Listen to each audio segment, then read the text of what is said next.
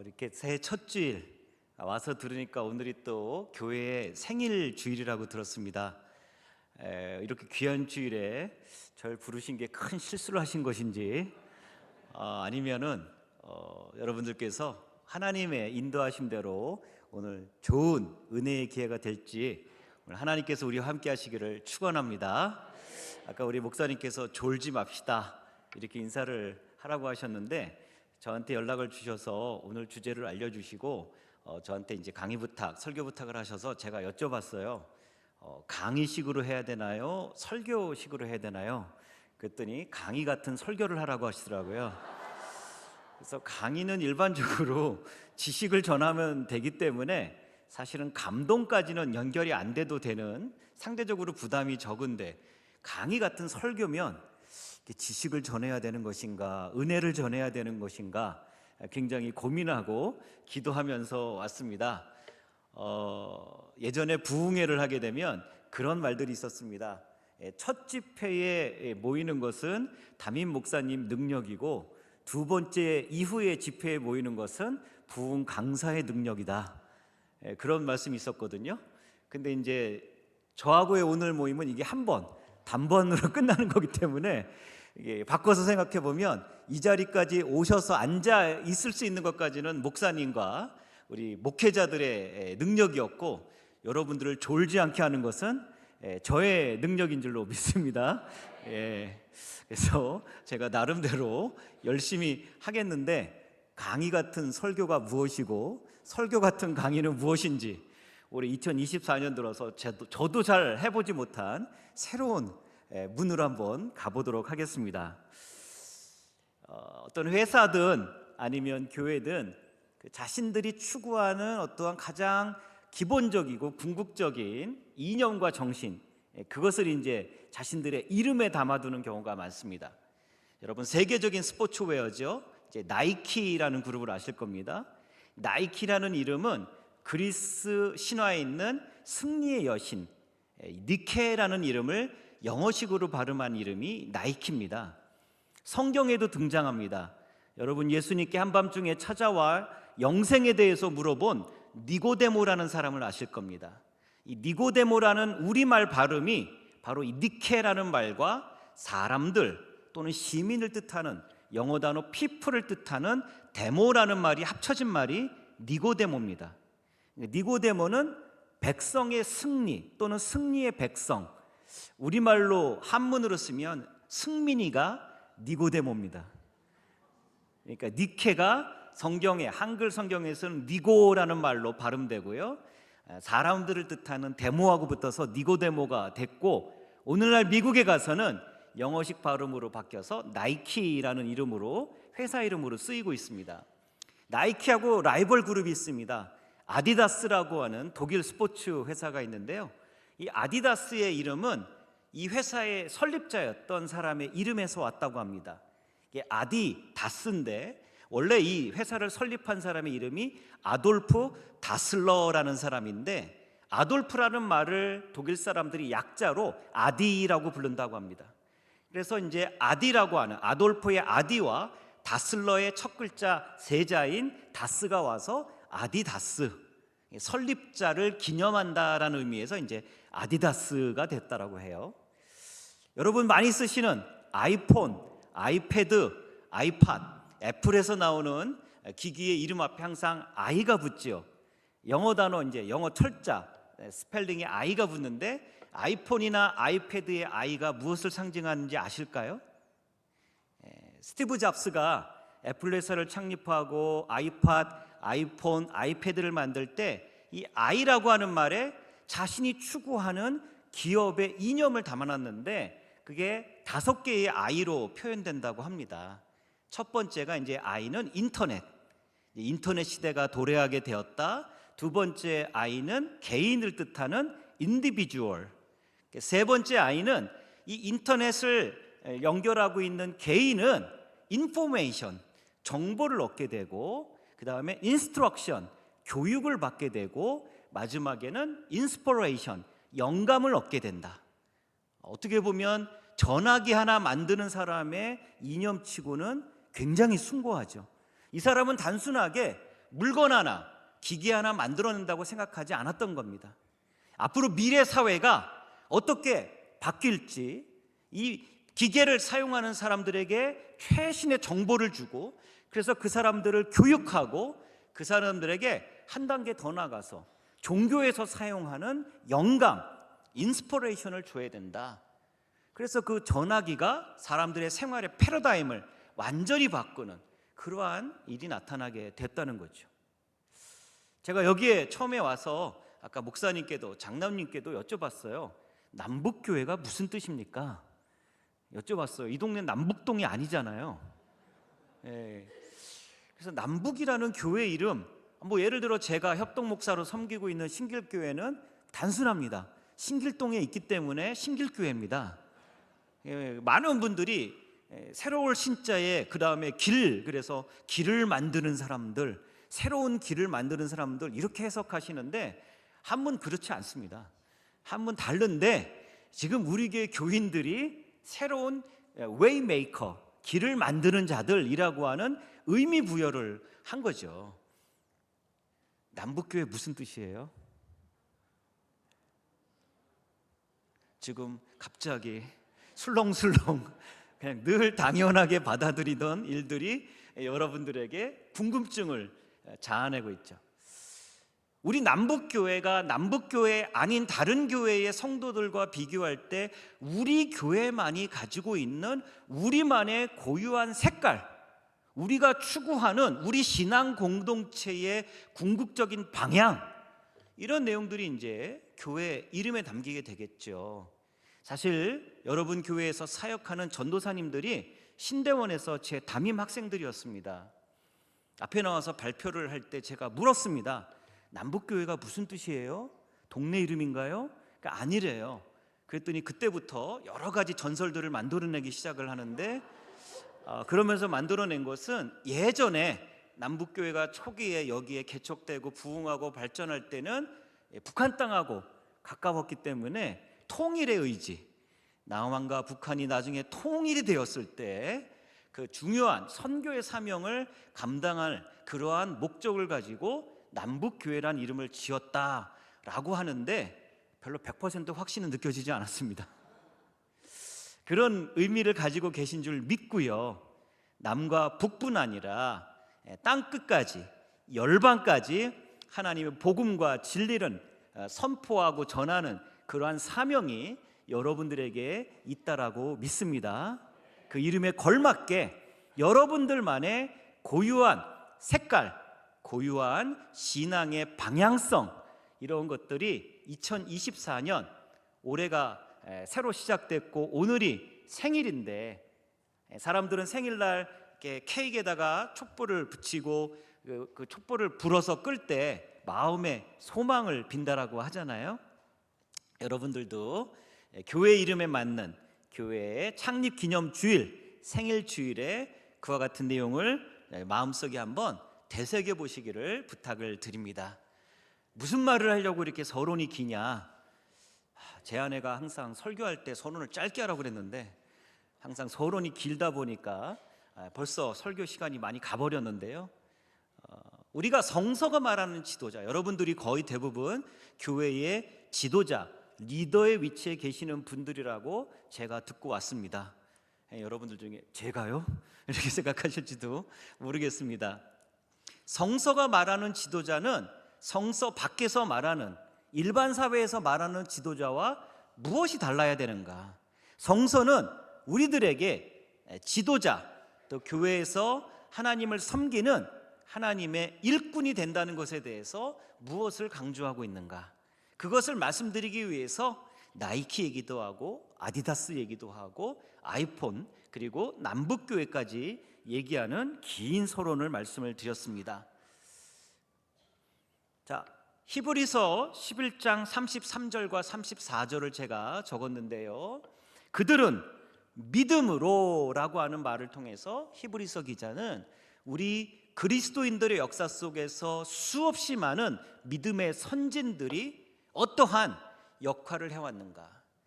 지금 오늘 강의에 맞춰서 다시 말씀드리면 교회를 다니면서 하나님을 믿고 예수님을 그리스도로 고백하면서 성령의 충만을 사모하는 사람들에게 있어야 할 가장 중요한 전제 조건, 우리가 이 세상과 차별화할 수 있는 그리스도인들의 첫 번째 조건을 믿음이라고 하는 말로 표현하고 있습니다.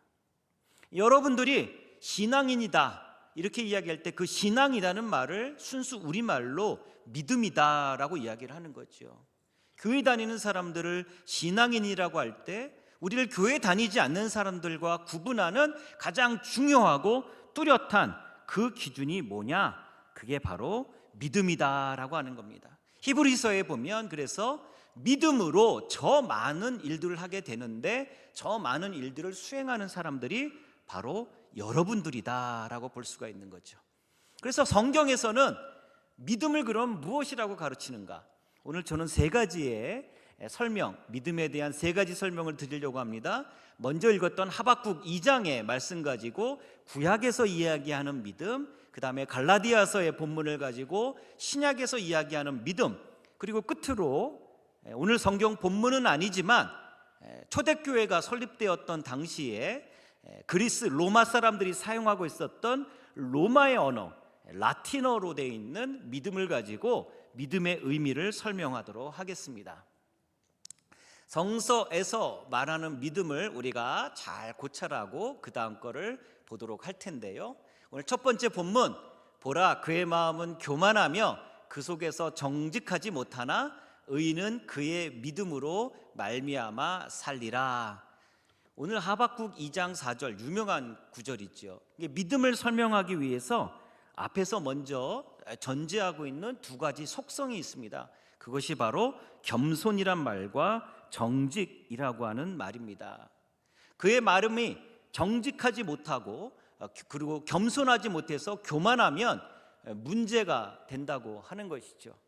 그러니까 믿음이라고 하는 것을 표현할 수 있는, 믿음을 식별할 수 있는 첫 번째 조건은 교만하지 않은 상태, 그리고 정직한 상태가 믿음에 반드시 나타나야 된다라고 하는 거죠. 어떤 사람들은 믿음을 내면의 관념으로 생각하는 경우가 있습니다. 그렇지 않습니다.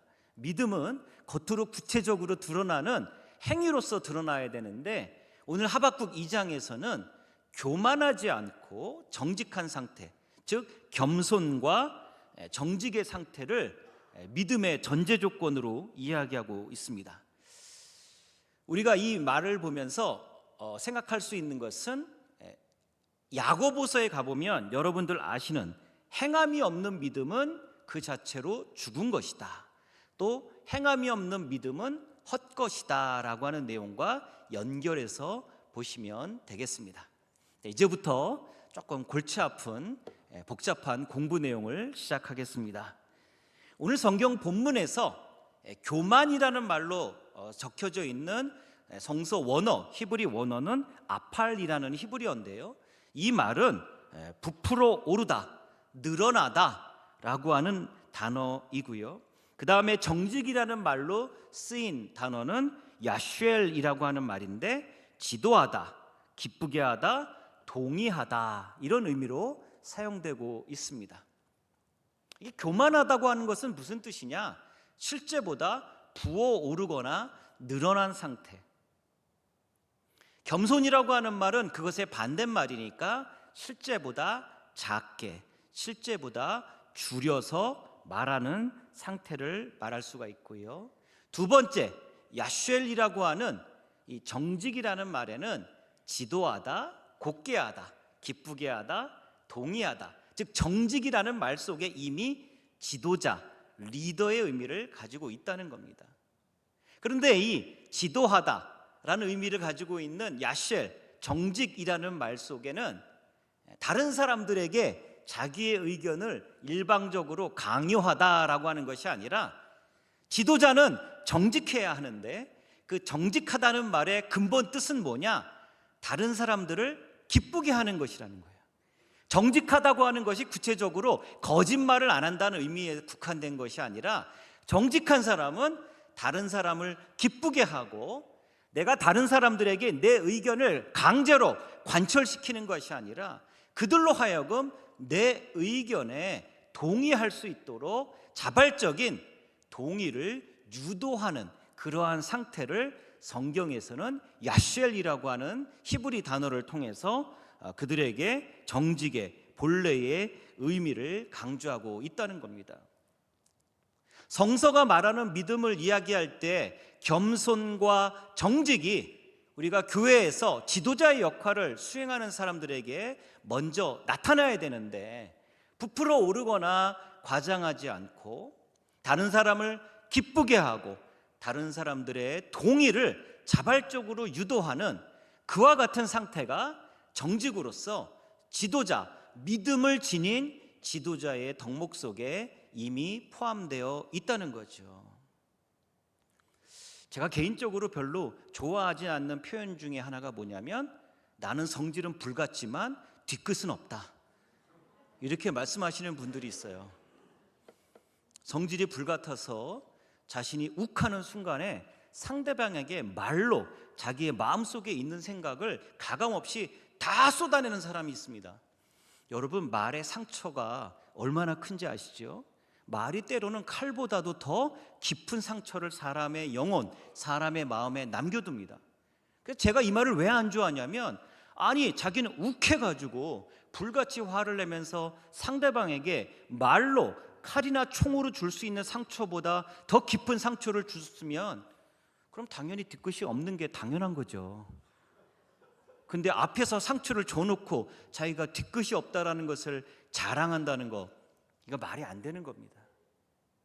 가급적이면 앞에서 불같은 성격을 가지고 다른 사람들에게 앞끝도 있어서는 안 될 것이고요, 그리고 그와 같은 성격으로 다른 사람들에게 아픈 말로 상처를 주고 나면 그 다음에는 뒤끝은 당연히 없어야 돼요. 제가 교회에서나 학교에서 학생들이나 성도님들에게 설교할 때 그런 얘기를 많이 합니다. 가끔 살다 보면 부부싸움을 할 때가 있는데, 부부싸움에도 금도가 있다. 절대 넘지 말아야 할 임계점이 있다. 그게 뭐냐? 상대방의 집안을 건들지 마라. 사실 대부분의 부부싸움이 처음에는 사소한 문제로 시작했다가 싸움이 커지면서 감정에 불이 붙게 되면 처음에 부부싸움의 직접적인 원인이 되었던 그 주제, 그 부부싸움의 진짜 이유는 어딘가와 사라지고 자기의 지고 싶지 않은 그 분노의 감정에 휩싸여 가지고 상대방을 향한 분노의 감정들을 저주처럼 쏟아놓는데, 그 마지막 종착역이 어딥니까? 상대방의 집안이죠. 당신이 시집 올 때 뭘 가지고 왔어? 당신 집안에서 여태까지 살아가는 동안에 나한테 도움을 준 게 도대체 뭐가 있는데, 내가 시집 와서 당신 집안에서 이렇게 많이 마음고생했는데 내가 언제까지 더 참고 살아야 돼? 이래가면서 상대방 가족을 향한 비난의 화살을 쏟아부을 때가 있다는 거죠. 우리 그리스도인들, 특별히 남북교회 성도님들은 부부싸움도 안 하시겠지만 부부싸움을 하셔도 이 경계점을 넘지 않으시리라 믿습니다. 아멘이 굉장히 작은 걸로 봐서 여러분들 굉장히, 아까 제가 부풀어 오르거나 늘리지 말라고 했더니 절대로 그냥 교만하지 않게 겸손하게, 당연하지만 또 그거를 크게 아멘하면 안 될 것 같아서 겸손하게 표현하시고 계시다고 믿습니다. 그것을 여러분들이 잘 표현하시는 게 성경이 얘기하는 믿음의 전제 조건이에요. 여러분들은 교회에 오셔가지고 여러분들의 혈연이나 지연, 학연을 강조하거나 여러분이 오늘 들고 오신 명품 백이나 여러분들이 오늘 입고 오신 명품 옷을 사람들이 알아주기를 바라는 그런 마음이 마음속에 없으시리라 믿습니다. 제가 한번 여러분들께 여쭤보겠는데, 지금 어제 6시에 정시 모집이 마감이 되었어요. 수학 능력 시험을 본 학생들이 이제 정시로 대학을 지원하게 되는데, 이제 대학을 가게 될 때 이제 수학 능력 보고 이제 어제 6시까지 정시 지원하는데, 이제 조만간 이제 합격자 발표가 나게 되었을 거예요. 만약에 우리 교회 친하게 지내는 권사님, 집사님 자녀가 공부를 잘했는데 당연히 들어갈 줄 알았는데 어느 대학에 지원했다가 그 대학에서 떨어졌는데, 내 손주가, 내 손녀가 좋은 대학에 합격했어요. 어떻게 해야 되지? 우리 그리스도인들은 가서 떨어진 자기의 손녀나 손주가 떨어진 그 권사님 앞에 가서 내 손녀가 내 손주가 대학에 합격한 거를 얘기하고 싶어가지고 그냥 입이 근질근질해가지고 묻지도 않았는데 그렇게 얘기를 해야 될까요? 아닌 거죠. 성경이 얘기하는 정직, 야쉘이라는 말은요, 거짓말을 안 하다는 의미에 국한되지 않아요. 상대방을 기쁘게 하다, 상대방 말을 동의하다. 즉 다시 말해서 정직이라고 하는 것은 상대방과의 관계성 속에서 내가 아니라 상대방에게 우선순위가 있는 그러한 관계의 속성을 야쉘, 정직이라는 말로 표현하고 있는 거예요. 믿음을 가진 사람은 겸손해야 합니다. 믿음을 가진 사람은 정직해야 합니다. 근데 그 정직과 겸손의 근본이 뭐냐면 자기 자신을 늘어올려서 부풀리는 것이 아니라 자기는 적게 만들고 자기 앞에 있는 다른 타인들, 자기의 교인들, 형제와 자매들은 더 늘려서 크게 만드는 것이죠. 그리고 그들의 말에 귀를 기울이고 그들을 기쁘게 하고 그들의 의견에 동의하는 자세, 그게 바로 겸손과 정직이고, 그 겸손과 정직의 자세를 가진 사람을 구약성경 하박국에서는 믿음을 가진 의인이다라고 설명하고 있는 겁니다. 요즘에는 아이들이 아빠를 잘 찾지 않는 시대입니다. 엄마만 찾는 시대인데 아이들이 아빠를 찾을 때가 딱 한 번 있다라고 그래요. 이런 말씀을 드리면 어떤 분들이 용돈 달라고 그럴 때 이렇게 얘기하시더라고요. 죄송하지만 아빠들 돈 없습니다. 그럼 여자분들이 아니에요, 비상금이 있어요, 이렇게 하시는데 여자분들 정말 남자를 모르십니다. 애들한테 용돈 주려고 남자들이 비상금 모으는 거 아닙니다. 남자들이 비상금을 모으는 것은 자기 자신을 위해서 쓰기 위해서 비상금을 모으는 거지, 어떠한 남자도 애들한테 주기 위해서 비상금 모으지 않습니다. 그리고 그 애들한테 비상금에서 용돈을 주면 비상금을 모았다는 게 어떻게 되죠? 다 뽀록납니다. 그렇기 때문에 용돈 주기 위해서 비상금 모으는 남자는 없다. 그래서 쉽게 결론은 뭐냐? 애들이 용돈 달라고 아빠 찾지 않는다. 정답입니다. 그럼 언제 아이들이 아빠를 찾느냐? 딱 한 번 있습니다. 아빠, 엄마 어디 있어요? 엄마의 존재를 지키는 자가 아빠인 거죠. 요즘은 이제 핸드폰들을 많이 쓰셔서 집 전화를 없애셨는데 옛날에는 서울 번호 02, 인천 032, 또 그러다가 나중에는 인터넷 전화 070도 나오면서 집에 전화가 있는 경우가 많았습니다. 요즘은 집 전화들을 많이 없애는데요. 옛날에 집에 전화가 있을 때 애들이 집에 전화를 해가지고 아빠가 여보세요 하고 받으면 애들이 뭐라고 그러죠? 아빠, 집에 아무도 없어요? 전화 받은 아빠는 사람도 아닌가요? 우리가 함께 가족이든 신앙생활을 하든 상대방의 존재를 인정해주고 그 상대방이 나에게 주는 소중한 가치가 무엇인가, 이거를 생각해야 되는데 너무 이게 논리의 비약일 수 있지만 저는 오늘날 한국 사회의 많은 사회적인 범죄의 이유 중에 하나가 가정의 해체, 가정의 파괴다. 많은 이제 심리학자들이 분석을 하고 이야기하는데 그 가정의 해체, 가정의 파괴가 어디에서 오는가? 저는 부권의 상실이라고 생각을 합니다. 아버지의 존재가 인정받지 못하고 가장의 가치가 소외당하고 무시당하니까.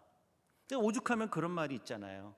자기 자녀들을 명문대에 보내기 위한 4가지 조건: 아이의 체력, 엄마의 정보력, 시아버지의 재력, 마지막이 뭐예요? 아빠의 무관심. 아빠의 관심이 아니에요. 아빠는 아무것도 하면 안 돼. 아빠는 자녀 교육에 대해서 아무것도 하지 말고 시키는 대로 하면 그게 자녀를 명문대학에 보낼 수 있다는 우픈 얘기죠. 웃기지만 슬픈 이야기. 한번 여기 계신 엄마들, 여기 계신 배우자들께 여쭤볼게요. 오늘 이 예배 마치고 저녁에 집에 가셔서 식사하실 때 메뉴를 정할 때 누구에게 물어보세요? 마음속으로 대답해 두세요. 남편에게 묻는다. 1번. 애들에게 먼저 묻는다. 저녁 뭐 먹을래? 남편에게 묻는다라고 대답하시는 분들이 계시면 주님의 축복을 더블로 받으시기 바랍니다. 여러분들, 남편들은 애들이 먹다 남긴 음식을 처리하는 잔반 처리반이 아닙니다.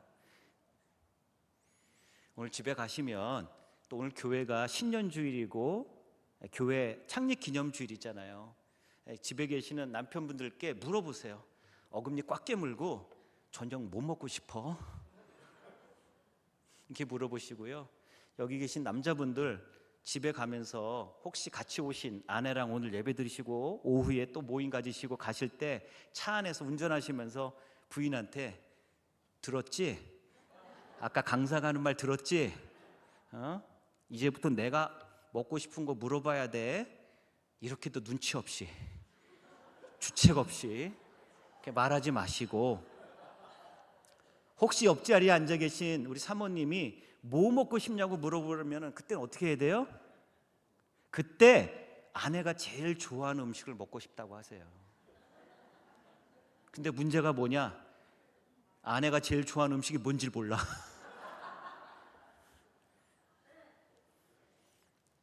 우리가 뭐 자녀 교육이다 등등으로 인해서 부권이 상실되고 서로 간의 존재 가치를 인정하지 않는 그러한 상태가 성경적 기준으로 보면 부정직한 상태, 그리고 그 상태가 이제 교만한 상태라고 하는 거예요. 여러분, 믿음이라고 하는 것을 성서에서 말하는 믿음의 개념을 너무 과대하게 생각하실 필요 없어요.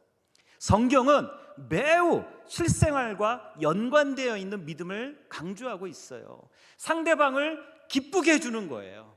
상대방의 말에 동의하는 거예요. 내 의견을 고집부려서 우리 남전도회, 우리 주일학교, 우리 찬양팀, 우리 성가대에서 내 의견이 관철되지 않으면 견딜 수 없고, 우리 구역에서 내가 낸 의견대로 우리 구역이 인도되지 않으면 참을 수 없는 그러한 상태가 아니라, 상대방이 무슨 생각을 가지고 있는지 귀 기울여서 듣고 상대방이 원하는 바가 무엇인지를 파악했다면, 그것이 내 생각과 다를 때 상대방의 의견에 내 기준과 내 관점을 양보함으로써 그 사람의 기분을 행복하게 해주고, 그래서 그 사람 말에 동의할 수 있는 그 상태를 성경은 정직이라는 말로 가르치고 있다는 것이고, 그 정직하고 겸손한 성격을 가진 사람을 성경은 믿음을 가진 의인이라고 이야기하고 있다는 겁니다.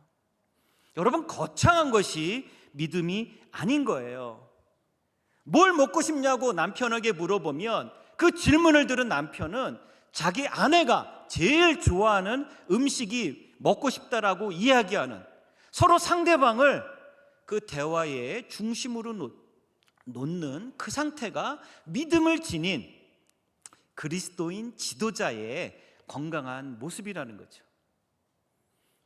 제가 어느 교회 우리 전도사, 저한테 논문 지도를 받은 학생에게 사모님이 제일 좋아하는 음식이 뭔지 알아? 그랬더니 김밥하고 떡볶이를 제일 좋아한다고 하더라고요. 그래서 제가 버럭하면서 화를 냈어요. 이 세상에 김밥과 떡볶이를 제일 좋아하는 사람이 어딨냐. 연애할 때 가난한 전도사니까 남자가 부담 느낄까 봐 일부러 싼 음식 먹겠다고 했겠지. 그랬더니 지금도 좋아하는데요? 지금은 돈이 있으면 애들한테 먼저 맛있는 걸 먹이고 싶으니까 엄마는 일부러 맛없는, 예전에 G.O.D가 불렀던 유행가 가사처럼 엄마는 짜장면이 싫다고 하셨어. 전도사님이라서 제가 이제 웃으면서 이야기를 했지만 우리들도 이제 그러한 내용을 품고 있어야 된다는 거죠. 조금 더 들어가 보도록 하겠습니다. 자, 우리가 앞에 교만 그리고 정직이라는 말을 통해서 믿음의 전제 조건이 무엇인지 이야기를 했는데요. 의인은 그의 믿음으로 말미암아 산다라고 할 때 이 믿음이라는 히브리 단어는 에무나라는 말인데, 원래 본래의 뜻은 끈기, 견고, 견실 이런 뜻이에요. 여러분, 이런 말이 있지요. 강한 자가 살아남는 것이 아니라 살아남는 자가 강한 것이다. 원래 믿음이라는 말의 진짜 문자적인 의미는 끝까지 가는 거예요. 여러분, 올해가 52주, 올해는 윤달이 껴있는 해이기 때문에 아마 53주 정도 될 텐데, 진짜 믿음은 뭐냐? 끝까지 가는 거예요. 이제 몇 주 전에 12월 초에부터 사무총회를 준비하시다 보면 교회마다 그런 분들이 꼭 나와요. 내년에는 이제 교사 좀 그만하겠습니다. 내년에는 구역장 그만하겠습니다. 이러고 얘기하는 분들 꼭 나오고, 아까도 5분, 6분이 앞에서 찬양팀 너무나 은혜로운, 얼굴만 봐도 은혜스러운 그 모습을 찬양을 인도하셨는데, 혹시 찬양 인도자께서 마음속으로 대답해 주세요. 여기 있는 찬양팀원 중에서 작년 연말에 내년에는 찬양팀 좀 쉬고 싶다, 이제는 그만하고 싶다 라고 얘기하는 사람 있으셨어요? 왜 이렇게 동공지진이 막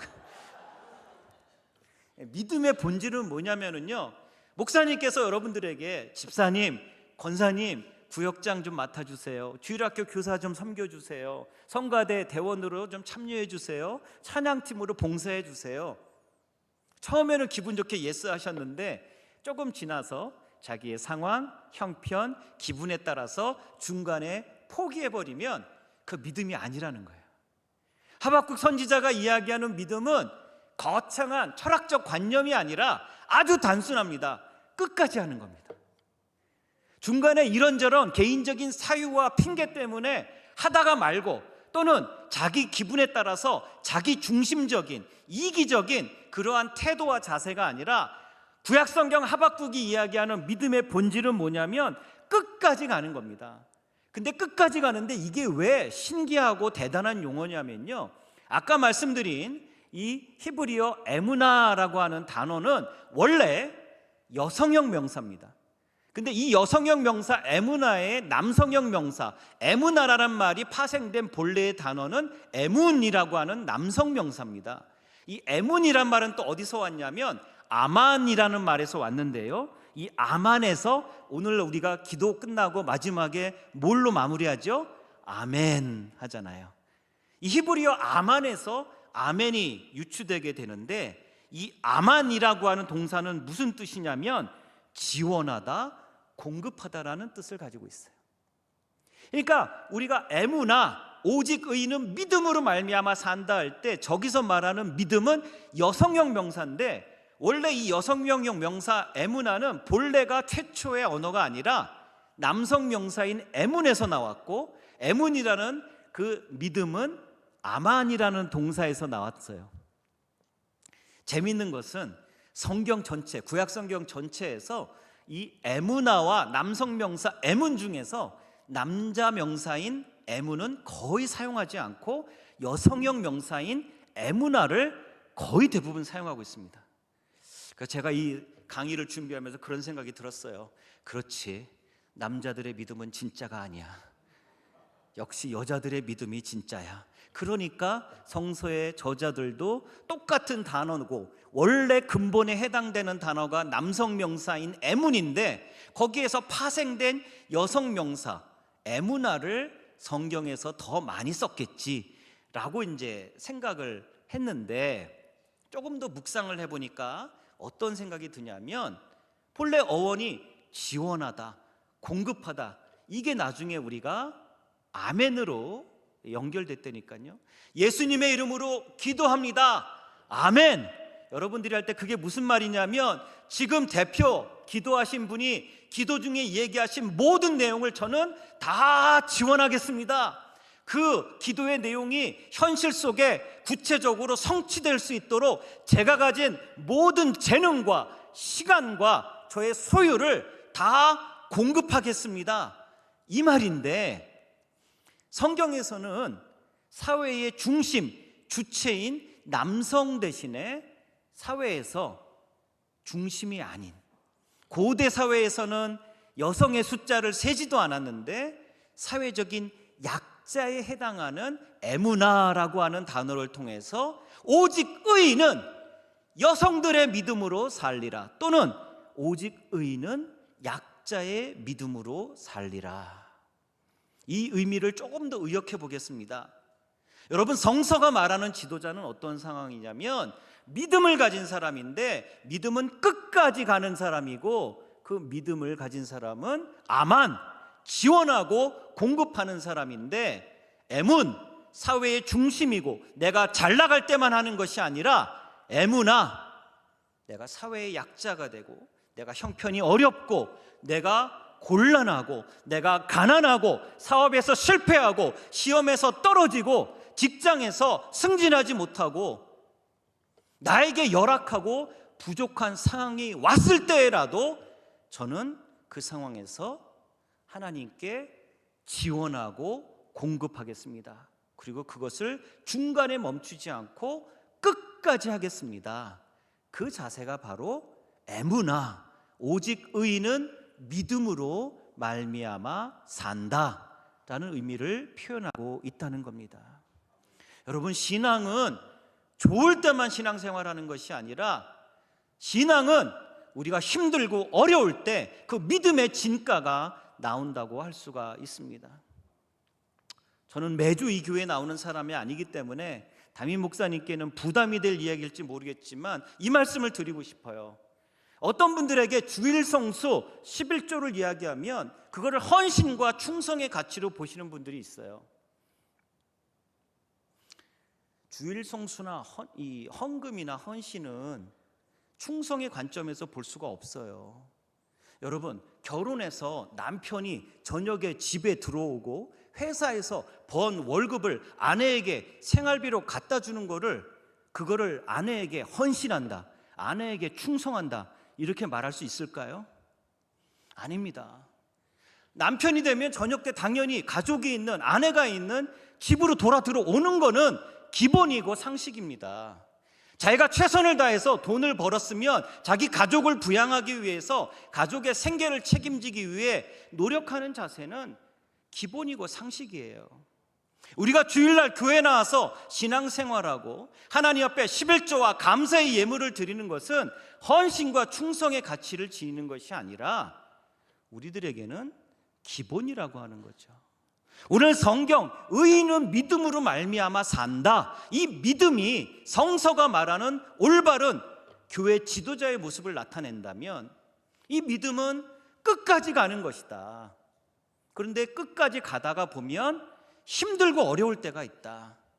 내가 하던 사업이 어려워질 때가 있고, 직장에서도 곤란을 겪을 때가 있고, 부모님들이 병약해서 질병으로 고통을 당할 때도 있고, 자녀들이 말을 안 들을 때도 있고, 나의 상황이 좋지 않을 때라도 내 하나님을 향한 나의 믿음을 포기하지 않고 끝까지 가는 그 자세를 오늘 하박국 2장에서는 오직 의인은 믿음으로 말미암아 산다, 이렇게 표현하고 있는 겁니다. 제가 자녀가 둘이 있습니다. 첫째는 대학원을 졸업하고 직장 생활하고 있는 딸이고요, 둘째는 이제 대학교 마지막 학기, 이번 봄학기가 마지막 학기인 아들입니다. 저는 200점 자녀를 낳았습니다. 딸과 아들. 부모에게는 200점이지만 자기들끼리는 안 좋더라고요. 나이가 들수록 현실 남매는 서로의 생존 여부만 확인하고 있더라고요.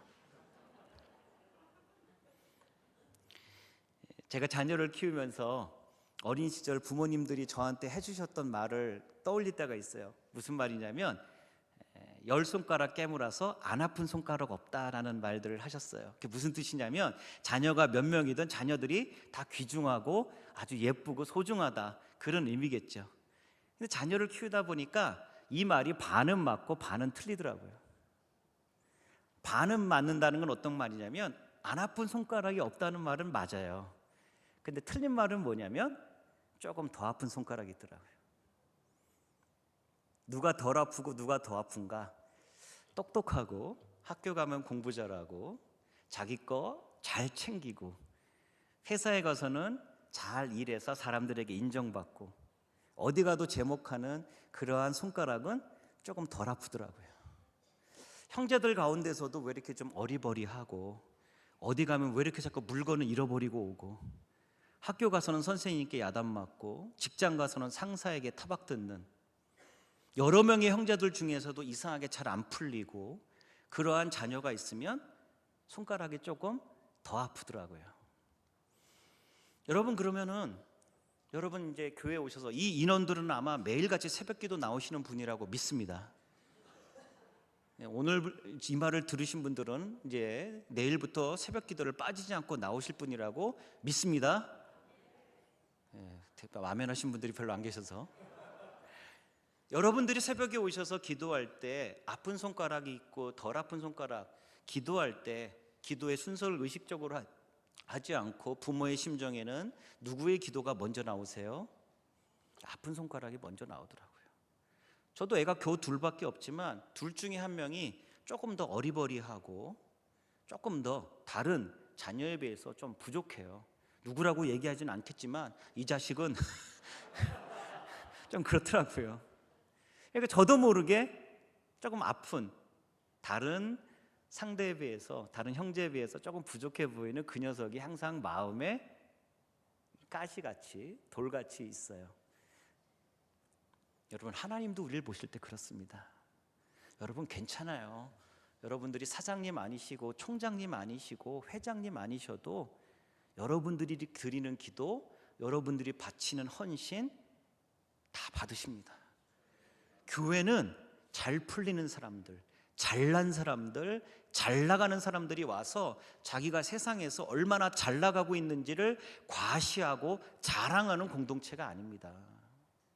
여러분들이 부족하고 힘들고, 그래서 교회에 와서 내가 힘들고 아프고 괴롭고 슬픈 감정을 하나님 앞에 가감없이 기도와 찬양, 예배로 드려도 우리 하나님은 여러분들의 그 모습을 있는 그대로 받으시고 여러분들을 품으시되 아파하고 힘들어하는 여러분들의 이름을 먼저 부르시는 그러한 하나님이 우리의 하나님이십니다.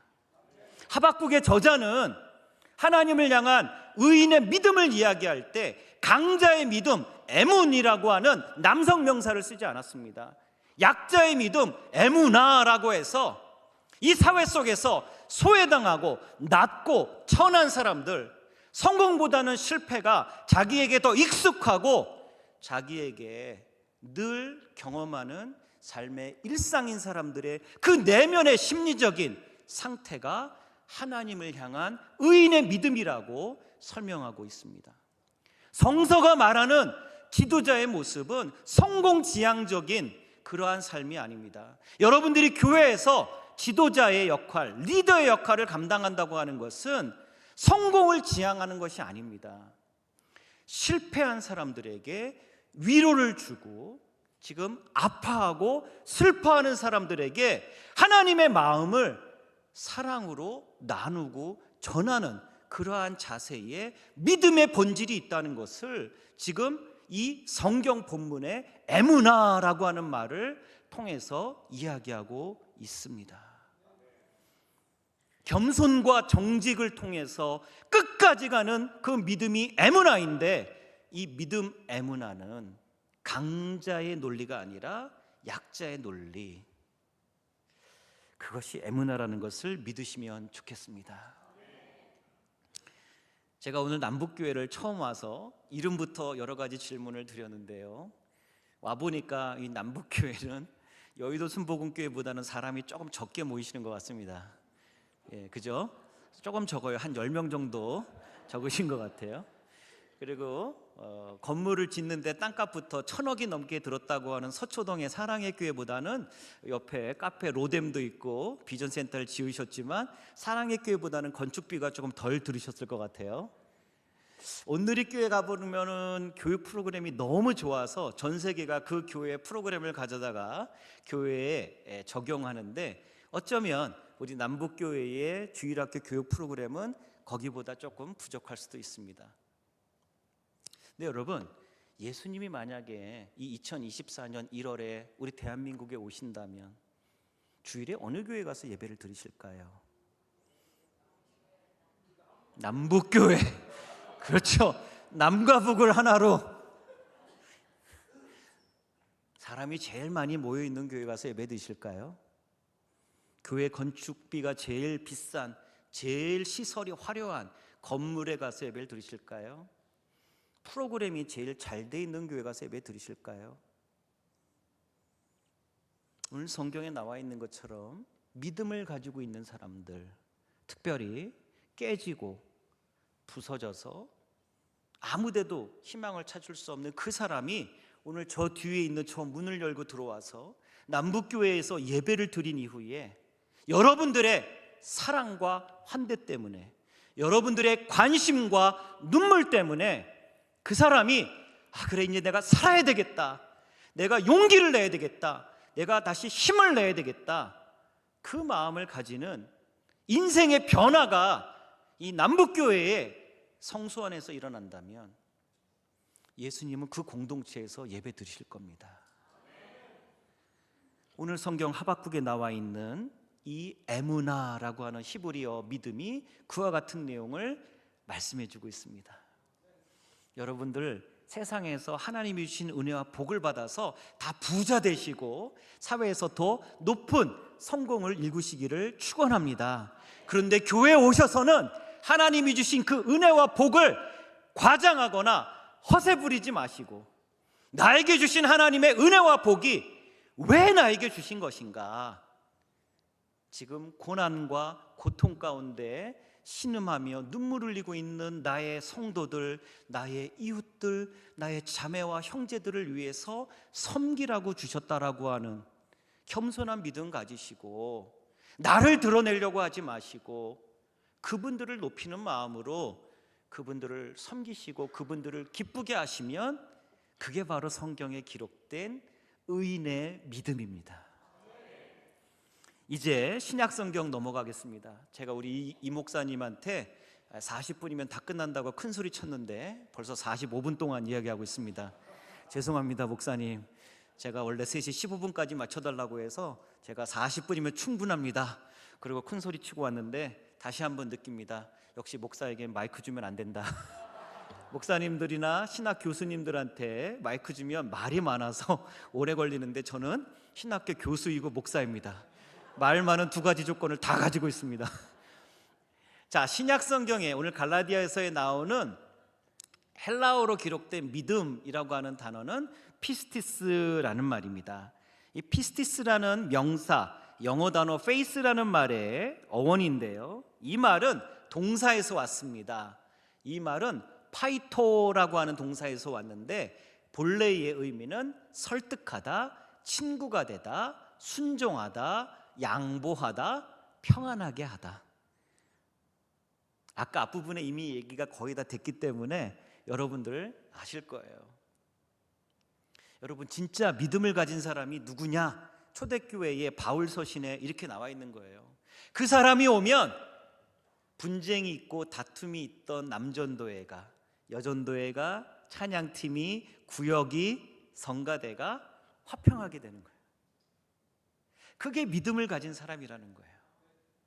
믿음이라고 하는 것은요, 주여 삼창하고 방언으로 뜨겁게 기도하고 남들이 알아듣지도 못할 말로 사실은 자기도 못 알아들으면서 샬라거리면서 랄랄라 기도하고, 그게 믿음의 본질이 아니라 정말 하나님이 인정하시는 그 믿음의 본질은 처음 본 사람과도 친구가 될 수 있는, 힘들고 어려운 사람들의 이야기를 들으며 삶이 불안정한 사람들을 평안하게 만들어줄 수 있는 그 상태를 믿음의 근본 원리로 사도 바울이 이야기하고 있는 겁니다.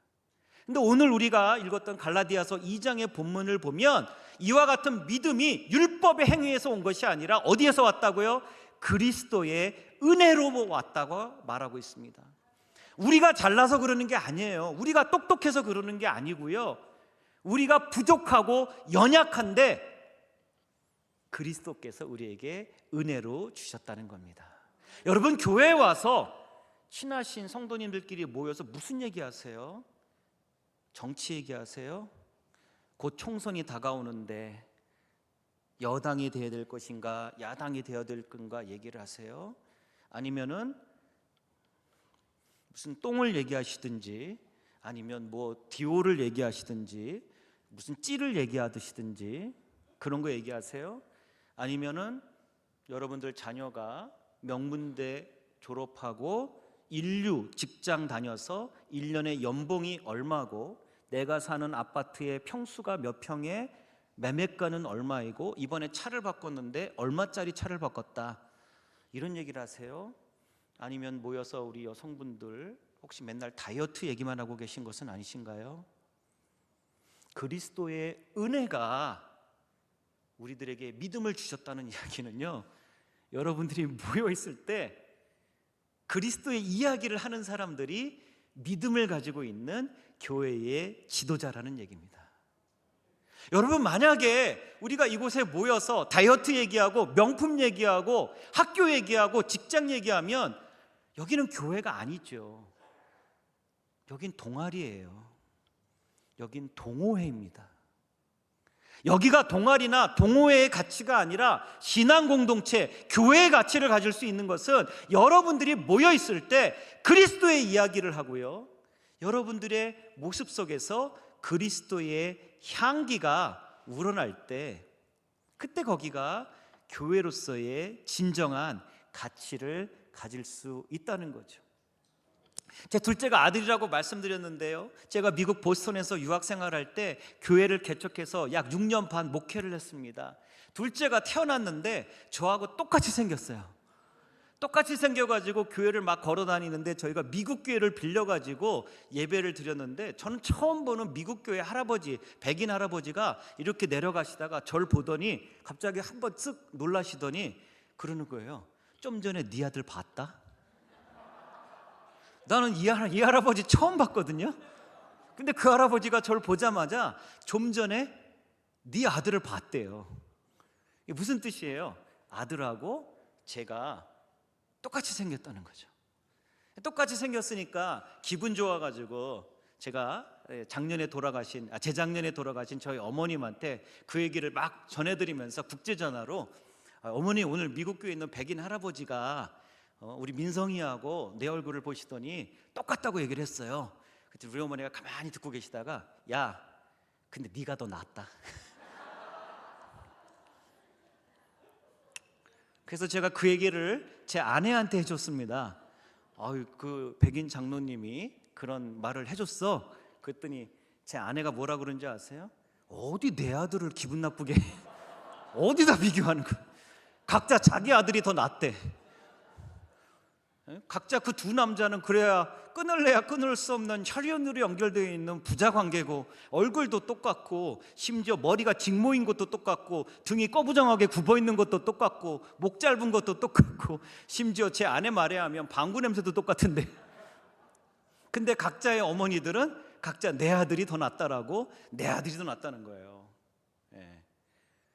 제가 이제 제 딸이 어렸을 때요, 한국에 잠깐 저희 어머니가 유방암 수술을 하셔가지고 한쪽 가슴을 절단하셔가지고 잠깐 들어왔다가 병원에 뵙고 나가는데, 공항에 갔는데 제 딸이 그때 저한테는 그때 아빠한테 딱 제가 얘가 완전히 파파거리여가지고 제품에만 안겨 있었거든요. 그래서 제가 그 아이들을 이렇게 안고 이제 공항에서 백팩 메고 이렇게 나가는데, 나중에 미국 도착해서 전화를 드렸더니 저희 아버지하고 어머니가 뭐라 그러시냐면, 제가 제 딸 알고 있잖아요, 당신들 친손녀를.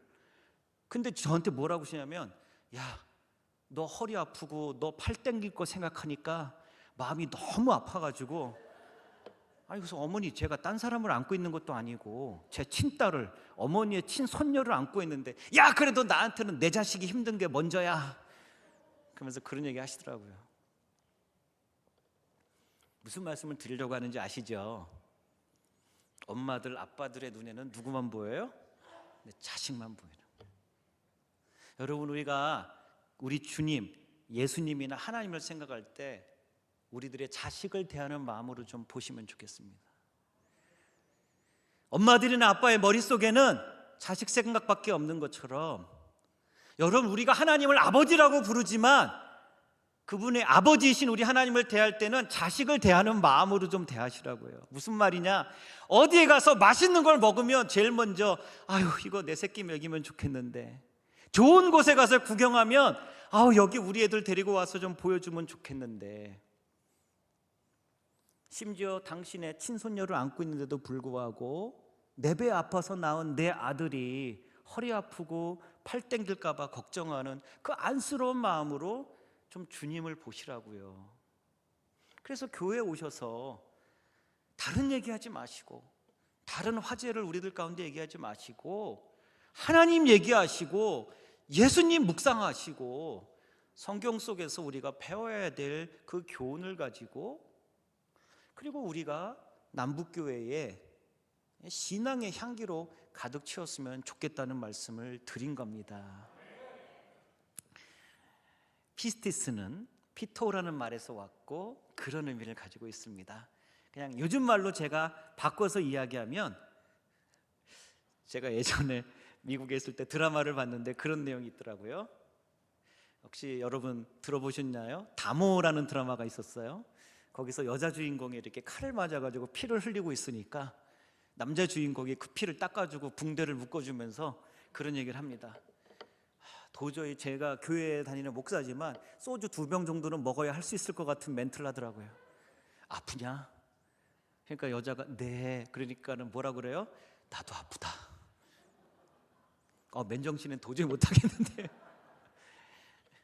여러분, 주님은 우리를 그렇게 사랑하시는데 우리는 왜 그 주님을 그렇게 사랑으로 보답하지 못하고 교회 와서 다른 얘기만 하고 있을까요?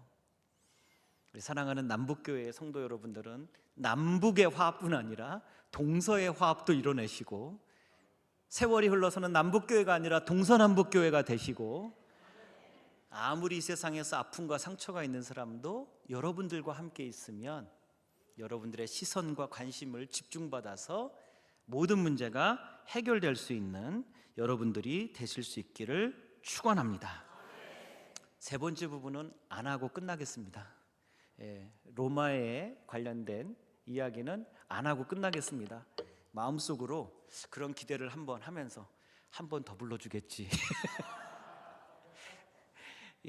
시간이 많이 갔습니다. 저에게 약속하신 시간이 이미 다 찼기 때문에 여기까지 하도록 하겠고요. 여러분, 성서가 말하는 지도자는 믿음을 가지고 있어야 합니다.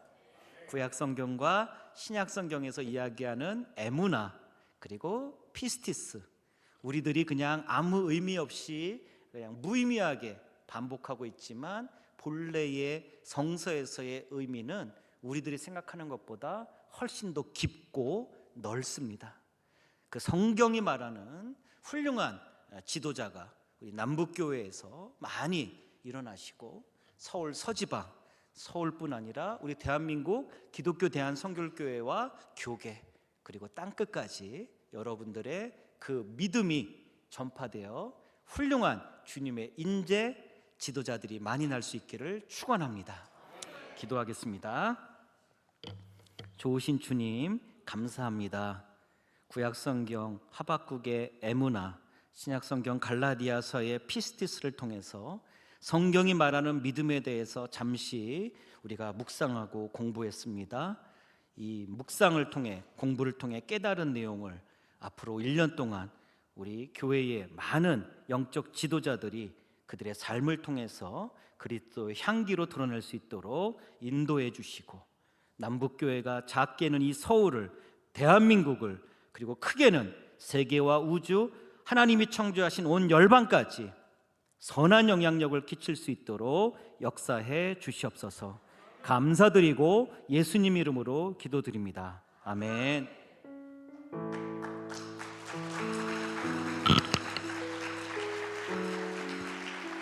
귀한 강의, 저한테 박수 치는 거 아니시죠? 귀한 강의 감사드립니다. 마지막 우리 로마서에서 말하는 믿음에 대해서는 잘 못 들었지만 그래도 우리 로마서를 열심히 읽으시면서 한 번 더 묵상하는 그런 시간이 되었으면 좋겠습니다. 이 시간에 우리 함께 기도하길 원합니다. 제가 3가지 기도 제목을 드릴 텐데요, 함께 우리가 가슴에 손을 얹고 함께 전심으로 기도했으면 좋겠습니다. 첫 번째, 우리가 기도할 때 주님, 우리 교회가 하나님께 귀하게 쓰임받는 교회가 되게 하여 주시옵소서 라고 기도하시고요. 두 번째로 기도할 때 우리 셀을 위해서 기도했으면 좋겠습니다. 하나님, 우리 셀이 더욱더 그 가운데 사랑과 은혜가 넘쳐나는, 만나면 믿음과 사랑을 나누고 은혜 가운데 충만해져서 함께 그 가운데 부흥성장 이룰 수 있는 우리 셀들이 되어달라고 기도하시고, 세 번째로는 우리 자신들을 위해 기도했으면 좋겠습니다. 하나님, 이 시대 가운데, 우리 교회 가운데 우리를 리더로 세워주셨으니 그에 감당할 만한 능력도 허락하여 주시옵소서. 그로 인하여 나를 마음껏 사용하여 주셔서 우리 셀들이 또 우리 교회가 나를 통하여 부흥성장 이룰 수 있는 그런 내가 될 수 있도록 믿음 충만한 삶이 될 수 있도록 우리 그것을 위해서 주여 3번 부르고 함께 기도하도록 하겠습니다. 주여 주여 주여. 하나님 아버지, 우리를 이 자리 가운데 불러주셔서 함께 말씀을 듣게 하시고 하나님 결단하며 결심하며 나아가게 하시면 감사합니다. 2024년을 시작하는 데 앞서서 우리 함께 마음을 모읍습니다. 하나님 우리 교회를 사용하여 주시고 하나님 아버지 우리 셀을 사용하여 주시고 나를 사용하여 주시옵소서. 우리 남북 공동체 가운데 하나님 아버지 원대한 하나님의 비전과 꿈이 있음을 알고 있습니다. 그럴 때 믿음으로 말미암아 우리 남북 공동체가 하나 되게 하여 주시옵시고 신앙 가운데 묶여서 함께 힘으로 하나님 능력으로 나아가 주님 없이 살 수 없겠다 라는 다짐과 결단으로 우리 남북 공동체 하나 되어 나아갈 수 있도록 인도하여 주시옵소서. 그로 인하여 이 땅 가운데 부르신 목적에 따라 귀하게 쓰임받는 교회 되게 하여 주시옵시고 하나님 아버지와 말씀권에 나왔던 것처럼 우리의 남북교회를 벗어나 남동서 남북교회로 사방 가운데 복음의 빛을 전할 수 있는 그런 공동체가 될 수 있도록 인도하여 주시옵소서. 하나님 우리 셀도 있습니다. 하나님 아버지와 각각의 셀을 우리가 인도하고 하나님 그 가운데서 하나님 아버지 우리 셀 원들과 함께 마음을 나누고 있습니다. 하나님 멈춰있는 셀 모임들이 있습니까? 하나님 아버지 부담으로 나온 셀 모임들이 있습니까? 하나님 다시 한번 힘을 주시고 능력을 주셔서 모이게 힘쓰며 나누게 힘쓰며 사랑이 넘쳐나는데 하나님 부족함 없는 그런 셀들이 될 수 있도록 인도하여 주시옵소서. 새로운 마음으로 나아가게 하여 주시옵시고 지켜주신 은혜로 나아가게 하여 주시옵시고 진실됨으로 나아가게 하여 주시옵시고 믿음으로 말미암아 고백되어질 수 있는 아름다운 자리가 되게 하여 주시옵소서. 믿음이 없는 자들은 믿음이 생겨나게 하여 주시옵시고 사랑이 없는 자들은 사랑을 전달받게 도와주시옵시고 은혜가 부족한 자들은 은혜 충만히 일어날 수 있는 자리가 될 수 있도록 인도하여 주시옵소서. 그로 인하여 셀 모임들의 또 활성화인으로 하나님 아버지 우리 교회를 사용하는 데 있어서 셀들을 통하여 하나님의 부흥을 일어날 수 있는 귀한 하나의 시작점이요 나의 자리가 될 수 있도록 인도하여 주시옵소서. 하나님 우리를 하나님 아버지 리더로 부르셨습니다. 하나님 우리 리더 가운데 함께하여 주셔서 우리의 능력이 없는 자에게 능력을 부어주시옵시고 하나님 여러가지 연약한 자가 있더라다며 그 연약함의 능력으로 나타나 하나님 갑절의 능력으로 주에게 쓰임받게 오직 없는 자를 될 수 있도록 인도하여 주시옵소서. 주께서 부르셨으니 주께서 마음껏 사용하여 주시고 주께서 인도하여 주시고 주에게 이끌어 주셔서 믿음의 군사들로 세워주시사 우리 영혼을 사랑하는 마음이 더더 날로 커져서 우리 세월원들을 잘 아끼고 사랑하며 잘 이끌어갈 수 있는 리더로서 하나님 아버지 그 팔로들을 잘 이끌어갈 수 있는 리더로서 쓰임받을 수 있도록 인도하여 주시옵소서. 그 가운데 함께 나아갈 수 있도록 이끌어 주시옵시고 진실됨으로 나아갈 수 있는 거룩한 자들 될 수 있도록 인도하여 주시옵소서. 하나님 아버지 우리와 함께하여 주심에 만져주시옵시고 인도하여 주셔서 그 가운데 주님께서 주신 은혜가 충만케 되어 주의 영광으로 나아갈 수 있도록 하나님 아버지 이끌어 주시옵소서. 마음으로 말미암아 나아갈 수 있도록 인도하여 주시옵시고 그 가운데 나아갈 수 있도록 하나님 우리를 마음껏 사용하여 주시사 하나님 아버지 우리 영적으로 성장하며 하나님 그 가운데 소리를 하나님 바라보시기에 합당하다 지참을 만한 저희들 될 수 있도록 주께서 인도하여 주시옵시고 참된 기쁨으로 나아갈 수 있는 믿음의 삶이 될 수 있도록 이끌어 주시옵소서. 고마우신 우리 아버지 하나님, 새해를 우리에게 허락하여 주셔서 지난 주간에는 5분의 강사님들을 보내주셔서 은혜와 축복이 우리 공동체 가운데 흘러 넘치게 하시고 또 신년주일이자 교회 창립 기념주일을 맞이하여 하나님께서 이 시대에 귀하게 쓰시는 조성호 교수 목사님을 우리 공동체 가운데 보내주셔서 성경이 말씀하고 있는 지도자 상에 대해 다시 한번 우리 마음속에 깊이 새기며 새 사역 출발케 하신 우리 주님을 찬양합니다. 겸손한 지도자들 되게 하시고 끝까지 충성하는 지도자들 되게 하시고 특별히 그리스도의 마음 가지고 한 영혼 한 영혼을 품어 세워주는 이 시대가 진정 요구할 뿐만 아니라 하나님께서 귀하게 사용하시는 우리 리더 또 우리 지도자들 되게 하여 주시옵소서. 이제는 우리의 지도자 중에 지도자 되신 예수 그리스도의 은혜와 우리 하나님 아버지의 무한하신 사랑하심과 맡겨진 사명 잘 감당하도록 오늘도 우리를 후원하시고 능력 더하여 주시는 성령님의 교통하심이 모임과 사역 가운데 이제와 영원히 함께 하옵시기를 간절히 축원하옵나이다. 아멘.